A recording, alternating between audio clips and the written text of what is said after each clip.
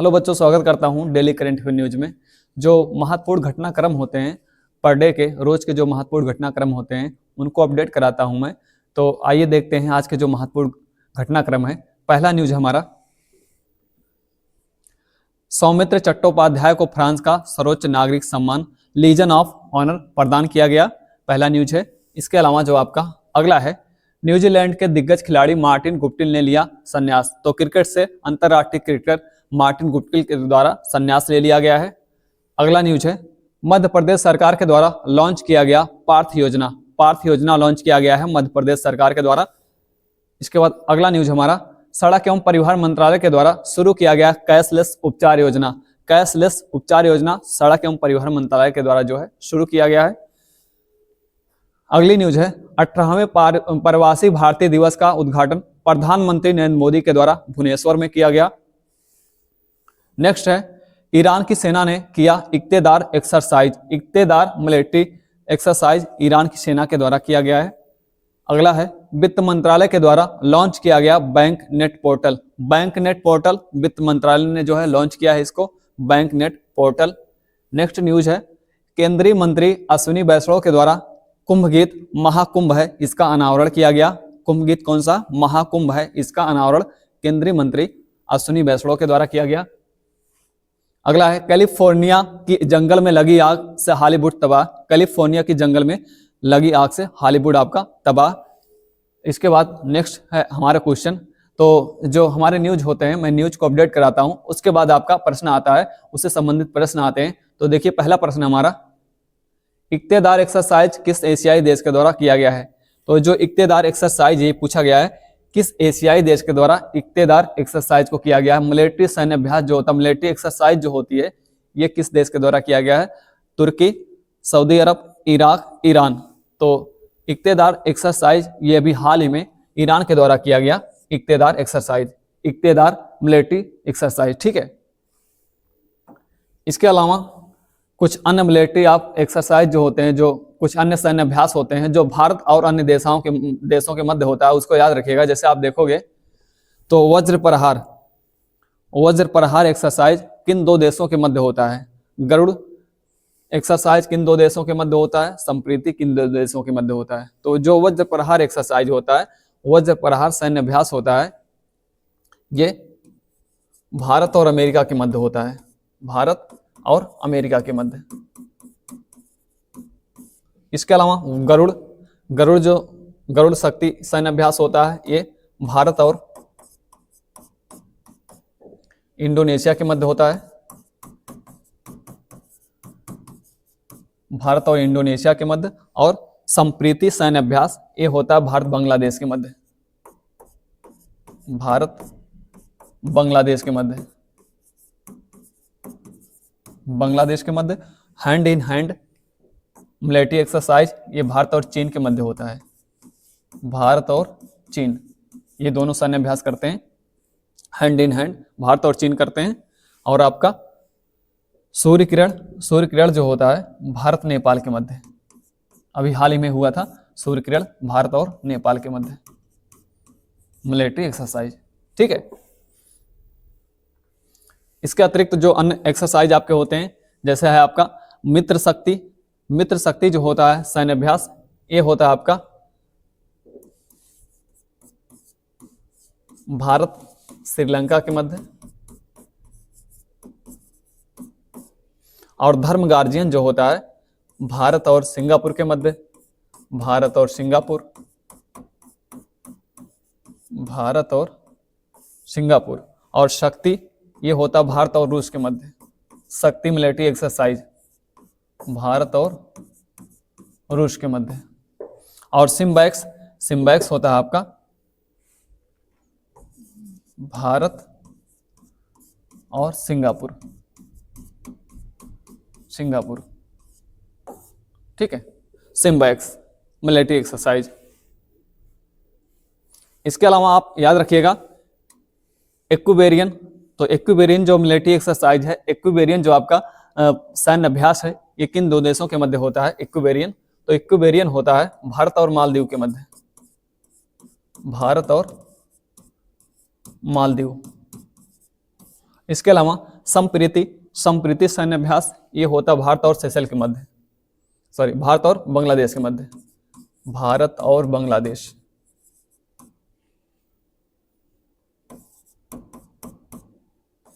बांग्लादेश।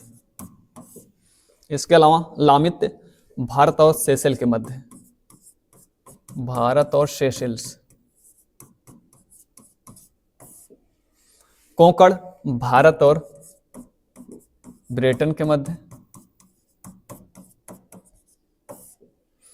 और वरुण जो होता है भारत और फ्रांस के मध्य होता है। मिलिट्री एक्सरसाइज भारत और फ्रांस के मध्य, भारत और फ्रांस के मध्य। और सिलिनेक्स, सिलिनेक्स जो आपका सैन्य अभ्यास है बाबू, ये कहाँ से होता है? तो ये सिलिनेक्स जो होता है ये श्रीलंका के साथ होता है भारत का। तो भारत और श्रीलंका, भारत और श्रीलंका सिलिनेक्स होता है। और धर्म गार्जियन, धर्म गार्जियन होता है आपका भारत और सिंगापुर, भारत और सिंगापुर, ठीक है, सिंगापुर। और मालाबार युद्ध अभ्यास जो होता है, ये मालाबार युद्ध अभ्यास ये 4 देशों के मध्य होता है। मालाबार युद्ध अभ्यास, एक आप देखोगे आपका जापान होता है, ऑस्ट्रेलिया होता है, अमेरिका होता है और भारत होता है। तो जब भी मालाबार युद्ध अभ्यास के बारे में पूछा जाए तो मालाबार युद्ध अभ्यास आपका 4 देशों के मध्य होता है, जापान, ऑस्ट्रेलिया, भारत और यूएसए। तो जापान, ऑस्ट्रेलिया, भारत और यूएसए, यूएसए, ठीक है। इतनी एक्सरसाइज जो है आप याद रखिएगा, जब भी पूछा जाए ये सारी जो एक्सरसाइजें होती हैं, जो सैन्य अभ्यास होते हैं, उनको आपको पता होना चाहिए। इसके बाद अगला प्रश्न हमारा, हाल ही में बैंक नेट पोर्टल किसके द्वारा लॉन्च किया गया है? बैंक नेट पोर्टल के बारे में पूछा गया है। बैंक नेट पोर्टल ये हमने कहा नेटवर्किंग से जोड़ना है बैंकिंग सुविधाओं को, तो ये पोर्टल उसके द्वारा लॉन्च किया गया है। किसके द्वारा लॉन्च किया गया है? पर्यावरण मंत्रालय के द्वारा, गृह मंत्रालय के द्वारा, वाणिज्य मंत्रालय के द्वारा या आपका वित्त मंत्रालय के द्वारा। तो ये जो portal bank net portal launch किया गया है, इसको लॉन्च किया गया है वित्त मंत्रालय के द्वारा, ठीक है। बैंकिंग सुविधाओं को नेटवर्किंग के माध्यम से जोड़ना है इसका उद्देश्य। तो बैंक नेट पोर्टल वित्त मंत्रालय का पोर्टल है। इसके अतिरिक्त अगला प्रश्न हमारा, हाल ही में न्यूजीलैंड के किस दिग्गज खिलाड़ी ने क्रिकेट से संन्यास लिया है? तो हाल ही में क्रिकेट से संन्यास ले लिया गया है। बहुत फेमस खिलाड़ी हुआ करते थे न्यूजीलैंड के, ट्रेंट बोल्ट, रॉस टेलर, इसके अलावा मार्टिन गुप्टिल, केन विलियमसन। तो ये जो संन्यास लिया गया है किस प्रसिद्ध खिलाड़ी के द्वारा लिया गया है? तो मार्टिन गुप्टिल के द्वारा अंतरराष्ट्रीय क्रिकेट से संन्यास ले लिया गया है, ठीक है। न्यूजीलैंड के खिलाड़ी हैं। अगला प्रश्न है, किस राज्य सरकार द्वारा हाल ही में पार्थ योजना लॉन्च किया गया है? पार्थ योजना के बारे में आपको बताना है कि किस राज्य सरकार के द्वारा इस योजना का प्रारंभ किया गया है, इस योजना का अनावरण किया गया है। गुजरात सरकार के द्वारा, बिहार सरकार के द्वारा, मध्य प्रदेश सरकार के द्वारा या सिक्किम सरकार के द्वारा? बताइए कौन सा किस सरकार के द्वारा, किस राज्य सरकार के द्वारा यह योजना लाई गई है, पार्थ योजना? ये जो पार्थ योजना है ये हाल ही में किस सरकार के द्वारा इसको लॉन्च किया गया? मध्य प्रदेश सरकार के द्वारा पार्थ योजना को लॉन्च किया गया है, ठीक है, पार्थ योजना। इसके अलावा कुछ योजना याद रखिएगा, जैसे आपसे पूछा जा सकता है कि मध्य प्रदेश में ही आप देखोगे तो यहाँ की एक योजना है लाडली बहना योजना, लाडली बहना योजना, बहुत चर्चित योजना है ये लाडली बहना योजना। इसके बाद लाडला भाई योजना, लाडला भाई योजना, ये जो योजना है ये महाराष्ट्र सरकार, ये मध्य प्रदेश सरकार, मध्य प्रदेश, और लाडला भाई योजना ये आपका महाराष्ट्र सरकार, ठीक है। इसके अलावा आप देखोगे अम्मा बहनी योजना एक है, अम्मा बहनी योजना, ये अम्मा बहनी योजना जो है ये सिक्किम सरकार की है, सिक्किम सरकार, ठीक है। बालिका समृद्धि योजना, बालिका समृद्धि योजना, इसके पहले ये सारी योजनाओं के बारे में मैंने आपको बताया है ना। तो मैं क्या कहता हूँ कि जो बार बार आप क्लास को देखोगे तो आपका करंट अफेयर, स्टैटिक जीके, बाकी सारी योजनाएं, विभिन्न अभ्यारण्य, जो अन्य चीजें होती हैं वो भी आपकी रिपीट होती रहती हैं, क्योंकि जब भी बातें आती हैं तो उसके बारे में बात कर देता हूं, तो बार बार वो रिपीट होता है, तो उससे आपको याद हो जाएगा, आपको कोई परेशानी नहीं होगी कि बार बार रखना पड़ेगा। ठीक है, तो लाडली बहना योजना मध्य प्रदेश सरकार, लाडला भाई योजना महाराष्ट्र सरकार, अम्मा बहनी योजना सिक्किम सरकार, और बालिका समृद्धि योजना आपकी जो है ये गुजरात सरकार। ठीक है, गुजरात सरकार की बालिका समृद्धि योजना। ठीक है, इतनी योजनाओं को जो आप याद रखेंगे। अगला है 18वें प्रवासी भारतीय दिवस का उद्घाटन भुवनेश्वर में किसके द्वारा किया गया है? तो आप जानते हो प्रवासी दिवस 9 जनवरी को मनाया जाता है। किस तिथि को मनाया जाता है? 9 जनवरी को। तो 9 जनवरी को होता है भारतीय प्रवासी दिवस। और इस बार जो भारतीय प्रवासी दिवस का आयोजन किया गया है, ये कहाँ किया गया है इसका आयोजन? तो आप जानते हो इसका आयोजन किया गया भुवनेश्वर के अंदर, उड़ीसा की राजधानी भुवनेश्वर। तो भुवनेश्वर में इसका आयोजन किया जा रहा है और इसका उद्घाटन हाल ही में किया गया है हमारे प्रधानमंत्री श्री नरेंद्र मोदी के द्वारा। ठीक है, तो इसका उद्घाटन 18वां प्रवासी भारतीय दिवस भुवनेश्वर के अंदर आयोजित हो रहा है और इसका उद्घाटन किसके द्वारा किया गया? शुभारंभ किसके द्वारा किया गया है? श्री नरेंद्र मोदी के द्वारा इसका उद्घाटन किया गया है। ठीक है, 18वां प्रवासी भारतीय दिवस। इसके अलावा कुछ अन्य दिवस याद रखिए, जैसे स्वतंत्रता दिवस आप जानते हैं 15 अगस्त को होता है, बाकी गणतंत्र दिवस आपका 26 जनवरी को होता है, और आपका शिक्षक दिवस जो होता है 5 सितंबर को होता है। 5 सितंबर को शिक्षक दिवस होता है। अंतरराष्ट्रीय शिक्षक दिवस 5 अक्टूबर को होता है। और उसके बाद बाल दिवस आपका 14 नवंबर होता है। बाल दिवस कब होता है? 14 नवंबर होता है। और अगर आपसे पूछा जाए वीर बाल दिवस तो 26 दिसंबर को होता है। वीर बाल दिवस 26 दिसंबर, बाल दिवस 14 नवंबर। और उसके अलावा राष्ट्रीय खेल दिवस आपका 29 अगस्त, और राष्ट्रीय विज्ञान दिवस आपका 28 फरवरी। राष्ट्रीय विज्ञान दिवस 28 फरवरी, और इसके अलावा राष्ट्रीय युवा दिवस 12 जनवरी। ठीक है, तो राष्ट्रीय युवा दिवस कब होता है? 12 जनवरी को होता है।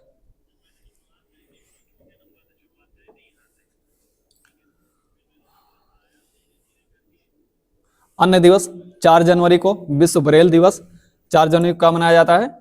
विश्व ब्रेल दिवस मनाया जाता है। और 9 जनवरी को क्या होता है आपका? प्रवासी भारतीय दिवस होता है। और 10 जनवरी को आपको विश्व हिंदी दिवस होता है। तो 10 जनवरी को विश्व हिंदी दिवस होता है, लेकिन आपसे पूछा जाए राष्ट्रीय हिंदी दिवस कब है? 14 सितंबर को। तो 10 जनवरी को विश्व हिंदी दिवस और 14 सितंबर को आपका राष्ट्रीय हिंदी दिवस होता है। ठीक है, 12 जनवरी राष्ट्रीय युवा दिवस, और 15 जनवरी को सेना दिवस, या जिसको थल सेना दिवस भी कहा जाता है। थल सेना दिवस, थल सेना दिवस। ठीक है, तो 15 जनवरी को सेना दिवस या थल सेना दिवस कहा जाता है। उसके अलावा 24 जनवरी राष्ट्रीय बालिका दिवस होता है। 24 जनवरी क्या होता है? राष्ट्रीय बालिका दिवस होता है। 8 अप्रैल को महिला दिवस होता है। 8 अप्रैल को क्या होता है? महिला दिवस, महिला दिवस। ठीक है,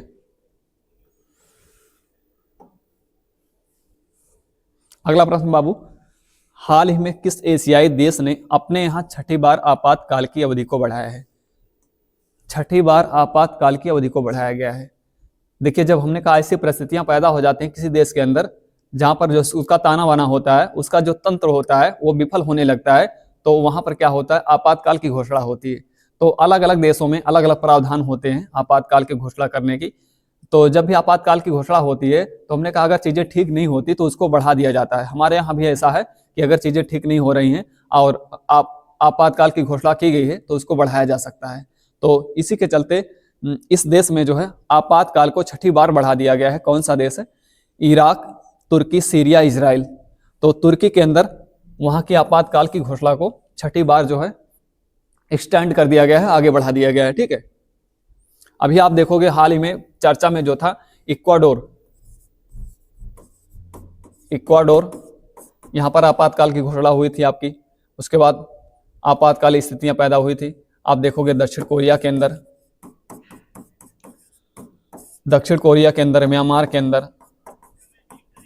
म्यांमार के अंदर, इन सारे देशों के अंदर हमने कहा आपकी जो है आपात स्थितियां उत्पन्न हुई थी, जिसके कारण वहां पर आपातकाल की घोषणा हुई थी। तो हाल ही में आपातकाल की घोषणा को छठी बार एक्सटेंड कर दिया गया है। किस देश के द्वारा? तुर्की के द्वारा।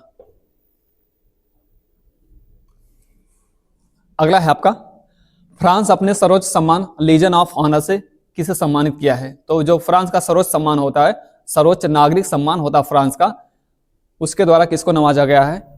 ठीक है, कमल हासन, ऋषिकेश को, और श्याम बेनेगल को, या सौमित्र चट्टोपाध्याय को। तो ये जो अवार्ड दिया गया है फ्रांस का सर्वोच्च सम्मान लीजन ऑफ ऑनर, ये किसको दिया गया है? तो ये दिया गया है सौमित्र चट्टोपाध्याय को। सौमित्र चट्टोपाध्याय एक बंगाली फिल्म निर्माता है ना, बंगाली फिल्म निर्माता निर्देशक हैं, इन्हीं को दिया गया है जो है लीजन ऑफ ऑनर। और ये देखेंगे तो आपका लीजन ऑफ मेरिट एक अवार्ड है, लीजन ऑफ मेरिट। और ये जो लीजन ऑफ मेरिट है हमारे प्रधानमंत्री श्री नरेंद्र मोदी को दिया गया है, श्री नरेंद्र मोदी। ठीक है, इनको प्रदान किया गया था लीजन ऑफ मेरिट। और ये अमेरिका का पुरस्कार है, कहाँ का? अमेरिका का। तो अमेरिका का पुरस्कार है लीजन ऑफ मेरिट, ये नरेंद्र मोदी को प्राप्त हुआ 2024 में। और लीजन ऑफ ऑनर पूछा जाए तो ये सौमित्र चट्टोपाध्याय को दिया गया है। ठीक है, इसके अलावा आप देखोगे तो इस वर्ष जो है 2024 में हमारे प्रधानमंत्री को बहुत सारे सर्वोच्च सम्मान से नवाजा गया है। जैसे आप देखोगे तो फिजी का सर्वोच्च सम्मान, और पापुआ न्यू गिनी का सर्वोच्च सम्मान, डोमिनिका का सर्वोच्च सम्मान, उसके अलावा आप देखोगे तो गुयाना का सर्वोच्च सम्मान है ना। उसके अलावा आप देखोगे अभी हाल में दिया गया है, जो लेटेस्ट दिया गया है इनको, वो honour of Al Kabir, order of Al Kabir. और ये कुवैत का सर्वोच्च सम्मान है, कहाँ का? कुवैत का, order of Al Kabir, Kuwait का।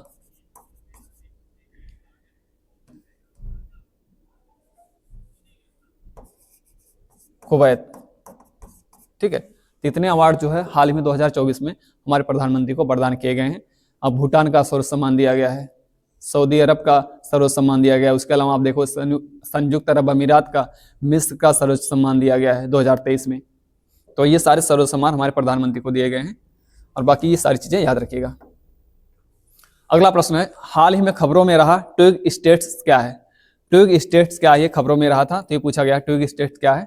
एक मौसम विश्लेषक उपकरण है, प्राकृतिक आपदा विश्लेषक उपकरण है, एक समय अस्थिरीकरण वंशावली विश्लेषण उपकरण है, प्राचीन व्यापार मार्गों के लिए प्रयुक्त एक उपकरण है। कौन सा उपकरण है ये पूछा गया है। तो ये जो आपका हाल ही में खबरों में रहा था ट्विग स्टेट्स, तो ट्विग स्टेट्स आपका एक समय अस्थिरीकरण वंशावली उपकरण है। ठीक है, ऑप्शन सी वाला हमारा एक समय अस्थिरीकरण वंशावली विश्लेषक उपकरण है ट्विग स्टेट्स।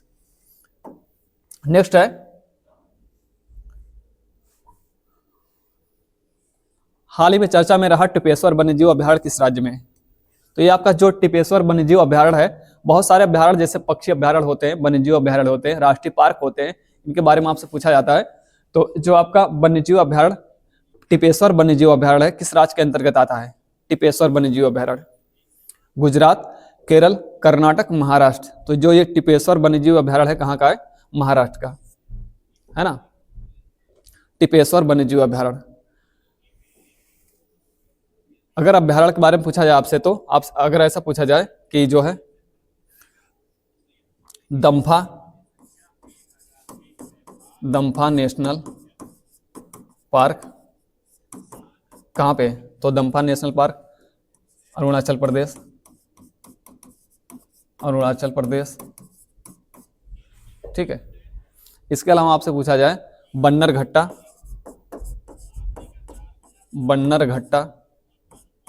तो बन्नर घट्टा कहाँ पे है?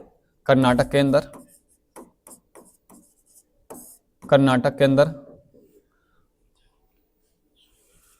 और इसके अलावा कावला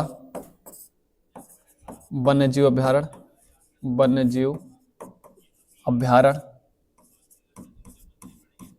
कावला वन्यजीव अभ्यारण्य कर्नाटक के अंदर। ठीक, इसके अतिरिक्त जब भी आप देखोगे विभिन्न अभ्यारण्यों के बारे में, तो ये जो आपके उत्तर प्रदेश के विभिन्न अभ्यारण्य हैं, इनके बारे में पूछा जाता है आपसे यूपी की तमाम परीक्षाओं में, या उसके अलावा अन्य परीक्षाओं में भी पूछा जाता है। जैसे तो ये उत्तर प्रदेश के प्रमुख अभ्यारण्य हैं, उत्तर प्रदेश। जैसे सोहागी बरवा वन्यजीव अभ्यारण्य, ये सोहागी बरवा जो वन्यजीव अभ्यारण्य है कहाँ पे है? तो ये आपका है महाराजगंज के अंदर, महाराजगंज। सोहागी बरवा वन्यजीव अभयारण्य। उसके अलावा चंदप्रभा वन्यजीव अभयारण्य, चंदप्रभा वन्यजीव अभयारण्य चंदौली के अंदर, चंदौली के अंदर। किशनपुर वन्यजीव अभयारण्य, ये जो किशनपुर वन्यजीव अभयारण्य है ये कहाँ पे है, तो ये है आपका किशनपुर वन्यजीव अभयारण्य, ये है लखीमपुर खीरी के अंदर, लखीमपुर खीरी। और इसके अतिरिक्त चंबल वन्यजीव अभयारण्य आगरा इटावा के अंदर, आगरा इटावा के अंदर। और आपका रानीपुर वन्यजीव अभयारण्य चित्रकूट के अंदर, चित्रकूट। और पार्वती अरंगा जो वन्यजीव अभयारण्य है गोंडा के अंदर, गोंडा जिले में पार्वती अरंगा वन्यजीव अभयारण्य या पक्षी विहार, समस्तपुर पक्षी विहार, सारे पक्षी विहार हैं। तो समस्तपुर पक्षी विहार, तो समस्तपुर पक्षी विहार रायबरेली, ठीक है। इसके अतिरिक्त जो नेशनल पार्क के बारे में पूछा जाता है, प्रमुख नेशनल पार्क, जैसे आप देखोगे रणथंभौर नेशनल पार्क, तो ये आपका जो रणथंभौर नेशनल पार्क है ये राजस्थान के अंदर, राजस्थान में बब्बर शेर के लिए जाना जाता है, बब्बर शेर, ठीक है। बब्बर शेरों का आवास है रणथंभौर नेशनल पार्क राजस्थान में। उसके अलावा आप देखोगे बांधवगढ़ नेशनल पार्क, तो बांधवगढ़ जो नेशनल पार्क है मध्य प्रदेश में, मध्य प्रदेश के अंदर, और ये टाइगर के लिए जाना जाता है, टाइगर। सुंदरबन राष्ट्रीय उद्यान उत्तराखंड में, उत्तराखंड के अंदर सुंदरबन राष्ट्रीय उद्यान। और Papikonda national park, Papikonda national park आपका है Andhra Pradesh, Andhra Pradesh, Papikonda national park. Dehing Patkai national park Assam के अंदर, असम का नेशनल पार्क है देहिंग पटकाई। और हेमिस नेशनल पार्क बाबू आपका है जम्मू कश्मीर के अंदर, जम्मू कश्मीर, हेमिस नेशनल पार्क जम्मू कश्मीर, ठीक है। उसके अलावा आपका Gangotri national park, Gangotri national park Uttarakhand, Uttarakhand, ठीक है। इतने नेशनल पार्कों को आप यहां से याद रखोगे, बाकी जो नेशनल पार्क होते हैं उसको मैं रिपीट कराऊंगा आगे की चीजों में, ठीक है। अगला प्रश्न हमारा, किस मंत्रालय ने दुर्घटना में पीड़ित लोगों के लिए कैशलेस उपचार योजना शुरू किया है? किस मंत्रालय के द्वारा इस योजना को शुरू किया गया है आपका कैशलेस उपचार योजना? तो कैशलेस उपचार योजना किस मंत्रालय के द्वारा शुरू किया गया, ये पूछा गया हमसे। तो सड़क एवं परिवहन मंत्रालय के द्वारा, स्वास्थ्य एवं परिवार कल्याण मंत्रालय के द्वारा, वित्त मंत्रालय के द्वारा, या गृह मंत्रालय के द्वारा? तो किसके द्वारा शुरू किया गया ये?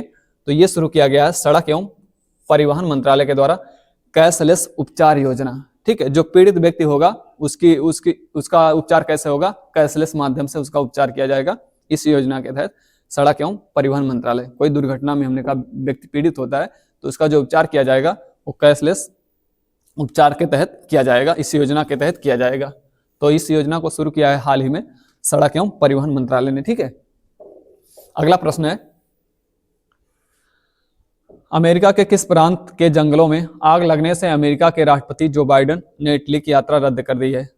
अभी हाल ही में अमेरिका के किस जंगल में बहुत भयानक जो है तूफान के साथ जो है आग लगी है, और ये आग जो है बढ़ती जा रही है, और ये हमने कहा जो हॉलीवुड सिटी है वहां तक ये इसकी लपटें पहुंच रही हैं, जो ये आग लगी हुई है। आप देखोगे तो बहुत सारे स्टार जो हॉलीवुड स्टार हैं उनके यहाँ पर बंगला या घर वगैरह, कई स्टारों के यहाँ हमने कहा बंगले वगैरह घर वगैरह जल गए हैं इस आग से। तो ये किस प्रांत में लगी है? उटाह प्रांत, कैलिफोर्निया, मिशिगन, लॉस एंजल्स। ये कैलिफोर्निया प्रांत में, कैलिफोर्निया की जंगलों में ये आग लगी हुई है, और बहुत भयानक, हमने कहा 4-5 लोग मारे भी गए थे कल में, तो कुछ लोग मारे भी गए हैं, बाकी बहुत सारी चीजें हताहत हुई हैं इसके अंतर्गत, बहुत सारा नुकसान हुआ है। और हमने कहा हॉलीवुड सिटी तक इसकी लपटें पहुंच रही हैं, तो बहुत सारे 3-4 मैंने कल देखा था 3-4 स्टार के जो है यहाँ पर घर जल गए थे, है ना, उनके बंगले जल गए हैं। तो कैलिफोर्निया के जंगलों में। और हाल ही में अभी मैंने आपको बताया था कि जो कोलंबिया के अंदर,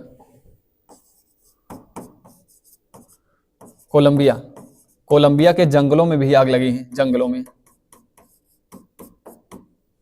और इसके लिए भारत ने सहायता भेजी है कोलंबिया के जंगलों में जो आग लगी थी। तो बहुत सारे उपकरण वगैरह भारत ने भेजा है। तो कोलंबिया के जंगलों में आग लगी है और कैलिफोर्निया के जंगलों में आग लगी है। ठीक है, अगला है, हाल ही में खबरों में रहा कल्पेनी द्वीप किस केंद्र शासित प्रदेश में स्थित है? कल्पेनी द्वीप कहां पर स्थित है ये पूछा गया हमसे। लक्षद्वीप, दमन दीव, पुदुचेरी, अंडमान निकोबार। तो ये द्वीप कहां पे है? आप जानते हो कोई द्वीप होता है तो द्वीपों का समूह होता है, कोई एक हमने कहा एक भूखंड नहीं होता, बहुत सारे भूखंड होते हैं, तो उसको द्वीपों का समूह कहा जाता है। जैसे आपका देखते होगे लक्षद्वीप समूह, अंडमान निकोबार द्वीप समूह, है ना, इस तरह से दमन दीव समूह, बहुत सारे हमने कहा जब भी एक कोई भूखंड नहीं होता तो उसको द्वीप समूह कह दिया जाता है। तो कल्पेनी द्वीप समूह, कल्पेनी द्वीप किस द्वीप समूह के अंतर्गत है? लक्षद्वीप, दमन दीव, पुदुचेरी, अंडमान निकोबार। तो ये जो आपका द्वीप है किस द्वीप समूह के अंतर्गत है? लक्षद्वीप के समूह के अंतर्गत है। ठीक है, हाल ही में चर्चा में रहा था कल्पेनी द्वीप। ठीक है, तो बाकी जानते हैं ये सारे केंद्र शासित प्रदेश हमारे भारत में 28 राज्य और 8 केंद्र शासित प्रदेश हैं, जिसमें से 4 ये हैं, लक्षद्वीप, दमन दीव, पुदुचेरी, अंडमान, चंडीगढ़, जम्मू कश्मीर और लद्दाख, है ना, ये सारे 8 केंद्र शासित प्रदेश हैं।